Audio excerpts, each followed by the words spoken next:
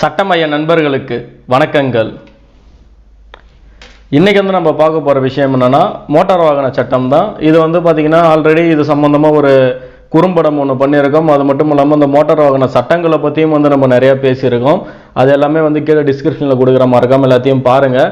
Seat belt போடலை அப்படின்னா என்ன அபராதம், அது பார்த்தீங்கன்னா எந்த சட்டத்தின் கீழ் வருது, அது மட்டும் இல்லாமல் இந்த மோட்டார் வாகன சட்டத்திலே ஒரு சில முக்கியமான ஒரு சில அம்சங்கள் இன்னைக்கு பார்க்க போகிறோம். மறக்காம வீடியோவை பாருங்கள். சீட் பெல்ட் போடலை அப்படின்னா ஃபைன் எவ்வளோன்னு சொல்லி பார்த்தீங்கன்னா அதிகபட்சமாக ஒரு என்ஃபோர்ஸ்மெண்ட் ஆஃபீஸர் 1000 ரூபாய் வரைக்கும் ஒரு சீட் பெல்ட் போடலை ஒரு நபர் அப்படின்னா கண்டிப்பாக ஃபைன் போடலாம்.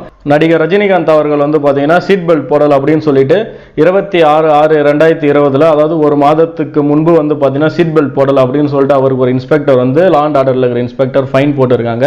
அதை இன்னைக்கு அவர் பே பண்ணி இருக்கிறதுனால இது ஒரு பெரிய இஷ்யூவாக்கப்பட்டு மீடியாவில் போயிட்டு இருக்கு. இதுல நிறைய பேர் கேட்கிற விஷயம் என்னன்னா எதற்காக அவருக்கு 100 ரூபாய் ஃபைன் போட்டாங்க, அவருக்கு 1000 ரூபாய் தானே போடணும் அப்படின்னு சொல்லி கேட்கறாங்க. அதாவது ஃபைன்ன்றது மேக்சிமம் பார்த்தீங்கன்னா 1000 ரூபாய் வரையும் ஃபைன் அப்படின்ற ஒரு விஷயத்தை மோட்டார் வாகன சட்டத்தில் சொல்லியிருக்காங்க. அதை ஃபிக்ஸ் பண்றது அந்த என்ஃபோர்ஸ்மெண்ட் ஆஃபீஸர் பார்த்தீங்கன்னா அவங்களோட அந்த ஒரு பவர் ஸ்கூல்ல வந்துடும் அப்படின்ற ஒரு விஷயத்தை நம்ம எல்லாருமே தெரிஞ்சுக்கணும். இன்னொரு முக்கியமான விஷயம் என்னன்னா நீங்க யாருமே ஒரிஜினல் லைசன்ஸ் அல்லது ஒரிஜினல் ஆர்சி புக் கையில் இல்லை அப்படின்னா நீங்க ஆல்ரெடி இந்த ஆப் டவுன்லோட் பண்ணி பரிவகன் அதுக்கப்புறம் டிஜிலாக்கர் அப்படின்னு சொல்லுவோம்.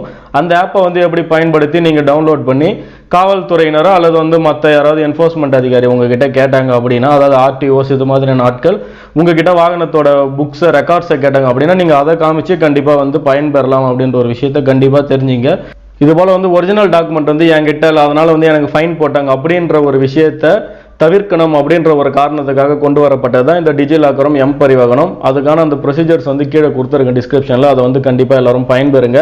அதே போல் உங்களை ஒரு காவல்துறையினர் வாகன சோதனை போடுறாங்க அப்படின்னா அவங்க பார்த்தீங்கன்னா இந்த இடத்துல பேட்ச் பார்த்தீங்கன்னா தெரியும், ஒரு ஸ்டார் இருக்கும். ஏஎஸ்ஐ அப்படின்னு சொல்லுவாங்க, அதாவது assistant sub inspector of police அப்படின்னு சொல்லுவாங்க. அந்த கிரேடுக்கு மேலே இருக்கவங்க தான் கண்டிப்பாக உங்களோட வாகனத்தை சோதனை போடணும். அது கீழே இருக்க நபர்கள் கண்டிப்பாக எந்த ஒரு காவல்துறையினரும் உங்ககிட்ட சோதனை போடக்கூடாது, போடவும் முடியாது. இதுதான் சட்டம். இதை எல்லாருமே தெரிஞ்சுக்கணும். இங்க பார்த்தீங்கன்னா தெரியும், ஒரு ஸ்டாருக்கு மேலே இருக்க அதிகாரிகள் யாராக இருந்தாலும் உங்கள் வாகனத்தை சோதனை போடலாம்.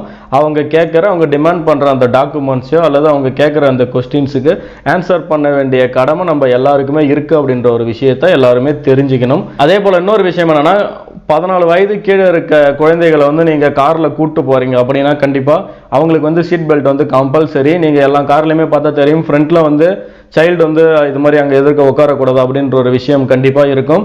அவங்கள பார்த்தீங்கன்னா ஒரு சரியான ஒரு ப்ரொடெக்ஷனில் தான் அந்த இடத்துல அமர வைக்கணும். எப்படின்னா அதுக்குன்னு சொல்லிட்டு சைல்ட் கேர் சிஸ்டம் அப்படின்னு சொல்லிட்டு ஒன்று இருக்குது, அல்லது சைல்டு யூஸ் பண்ணுற மாதிரி பெல்ஸ் இருக்குது. அதை நீங்கள் சீட்டில் போட்டு தான் அவங்களை கூட்டு போகணுமே தவிர்த்து நம்மளோட பெல்ஸை யூஸ் பண்ணக்கூடாது அப்படின்ற ஒரு விஷயத்தை எல்லாருமே தெரிஞ்சுக்கணும். ஒரு வேளை அப்படி யாராவது அதை பண்ணலை அப்படின்னா அதுக்கும் 1000 ரூபாய் ஃபைன் என்ற ஒரு விஷயத்தை இதே சட்டத்தில் 194B சொல்லியிருக்காங்க. இது வரைக்கும் இன்னும் நம்ம சேனலை யாரும் சப்ஸ்கிரைப் பண்ணலன்னா பண்ணிடுங்க. பண்ணிட்டு கண்டிப்பாக வீடியோவை ஷேர் பண்ணுங்க. உங்களுக்கு பிடிச்சிருந்தா மட்டும் இந்த வீடியோவை ஷேர் பண்ணுங்க. கண்டிப்பாக சப்போர்ட் பண்ணுங்க. மறுபடியும் உங்களை இன்னொரு வீடியோவில் சந்திக்கிறேன். நன்றி, வணக்கங்கள்.